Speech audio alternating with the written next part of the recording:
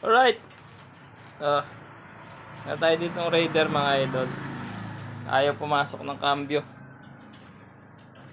Yan, ang gagawin natin, sisirain natin lalo. Yan. Yan na. Wala, ayaw. Ayun, kumagat na. Kanina, ayaw kumagat. Ayan, nakakambyo na. Parang may sumasala kasi sa loob. Ayun, ayaw na naman kumagat niya. Kaprimera na lang siya. Tumigas na ulit.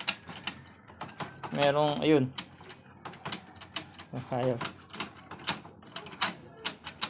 So, ayan. Susolusyon na natin. Sirain lalo natin mga idol. Alright. Buksan natin yung clutch side. Tapos, kakalasin natin. Tingnan natin kung dapat hugutin tong ano. Cambio. Ay, yung axle.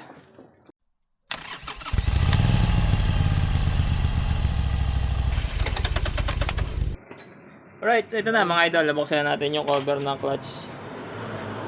Ito yung findings. Yun. Dito nakalagay yan kanina. Pagbukas ko, nandito nakasiksik. Yung tornilyo ng shifting star. Ito. Yan o. Tumalas. Ang matindi niyan, naiiwan sa loob yung ano, yung kaputol nitong tornilyo. Oh, putol eh. Putol yun.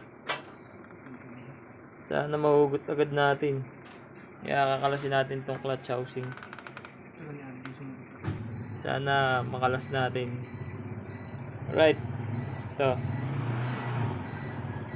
Putol. Ito na yung may-ari mga ito. Ninenervyos na. Baka ipapamasin shop na. Yan, nakalasan natin yung ano, clutch housing. Yan, sa shifting drum lang nakakabit yan mga idol. Tornilyo na yan. Napasobra higpit. Yan. So, madali lang naman mahugot. Sa shifting drum nakakabit yung tornilyo. Yan na. Nakaputol. Good. Bibilan lang tapos size na. Gasket okay pa naman. Right. Walang mabilan mga idol.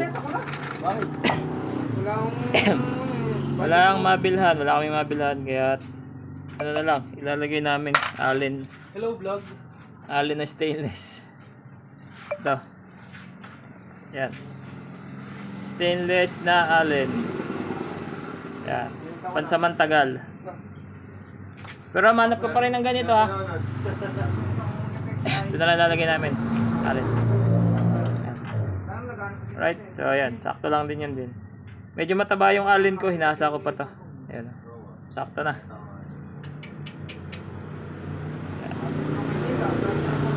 Iigpitan na lang natin ang sakto para hindi na ulit maputol.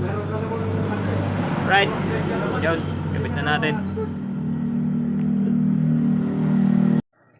Right. Ito na mga idol. Naikabit na natin yung cover. Ayan na. So ito yung naputol. So pansamantagal yung Allen bolt muna. Pero tingin ko okay naman yung Allen bolt.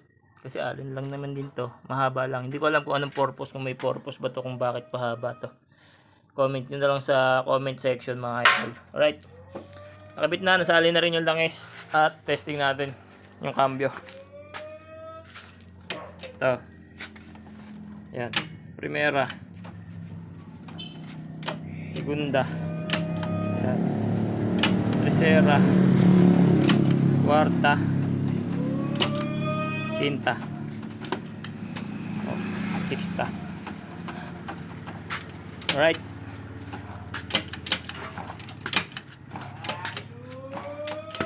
Quinta. Tsaka madali. Nagamit ko na ito nung nakaraan mga idol. Nung pinapagawa sa akin to. Mahirap i-cambio. Tsaka ano. Yung neutral mahirap. Na Nailaw na rin. Kanina hindi nailaw eh. Pero galawin mo. Wala dali. Galawin mo lang yung ano. Ayan. Ayan, neutral. Okay. Wala na. Matigas na malutong na oh. Nung nakaraan hindi ganito kalutong yung ano, cambio. Napupundi. Yun. Testing natin. Panda rin natin. Wala, sira ang Bendix. Yun, one click.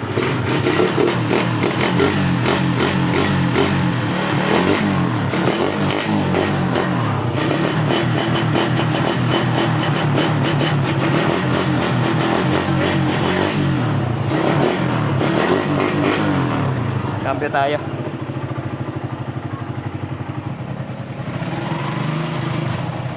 Ganda. Ganda. Ganda.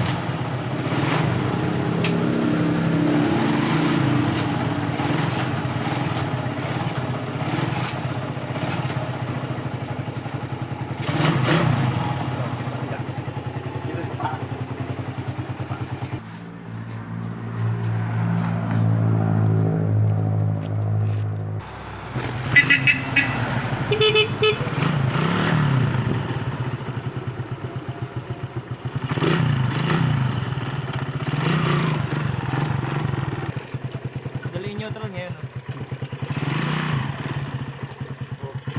Nakarang kaya lang.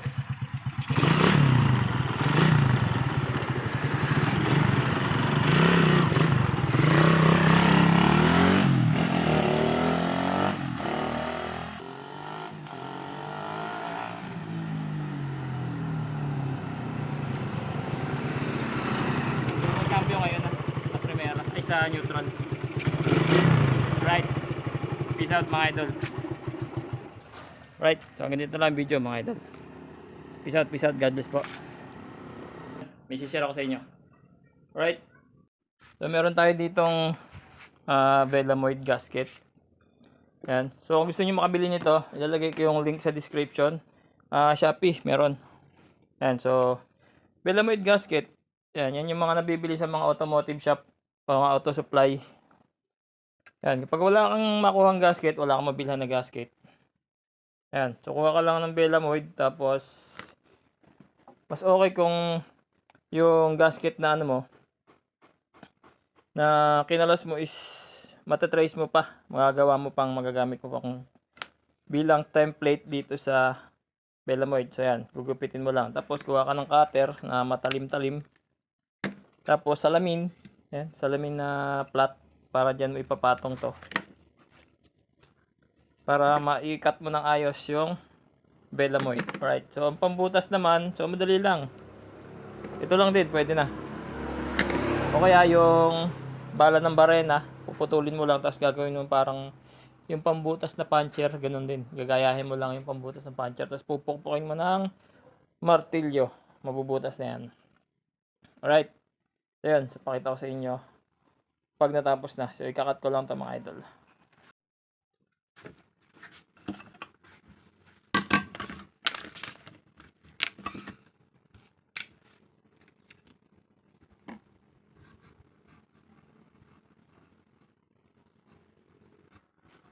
Pwedeng butasan mo na lang ng cutter tapos tsaka mo gupitin.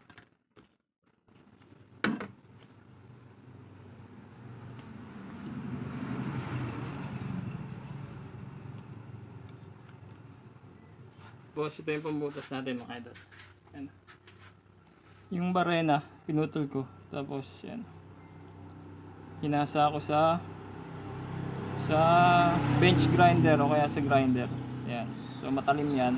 Pag pinukpok natin yan, bubutas yan dito. Yan, sakto yan sa 10mm na tornilyo. Ito dito.